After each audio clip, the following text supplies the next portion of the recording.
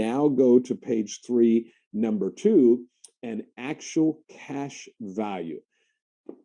Pretty easy definition. It's replacement costs minus physical depreciation. Gee, in fact, it's so easy. I found this formula for you on the internet that should explain it crystal clear to you now, right? Hopefully you're realizing I'm joking. Let me explain it to you this way. When you insure your car, you probably are getting actual cash value. You all know that the moment you drive the car off the lot, that the value of it just dropped. And if you took it back to the dealership and said, I'd like to trade it in, you get a lesser value.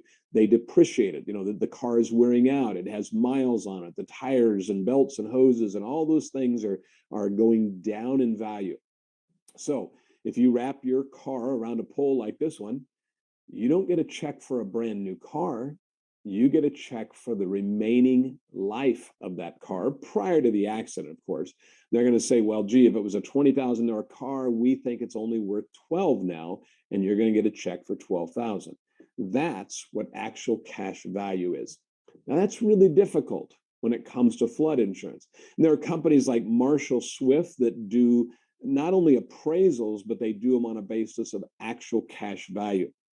So we're trying to determine what is this building's remaining life and that life's value, if you will. So think about this.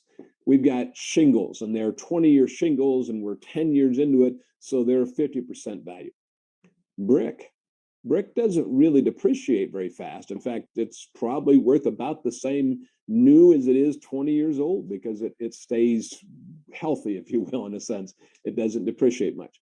If you think about carpet, wears out very quickly. So we start going through every facet of a building. There's a lot of different components going on here. And that's why these are really difficult to try to determine.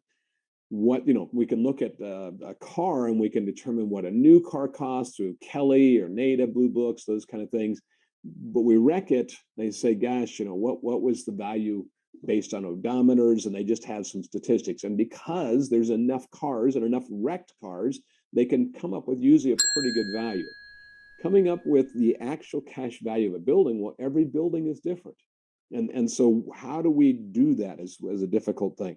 So again, there are companies out there that will do these for you. They're very expensive to have, like a Marshall Swift, but this is something maybe your insurance agents have through their underwriting as well. And it's an alternative. So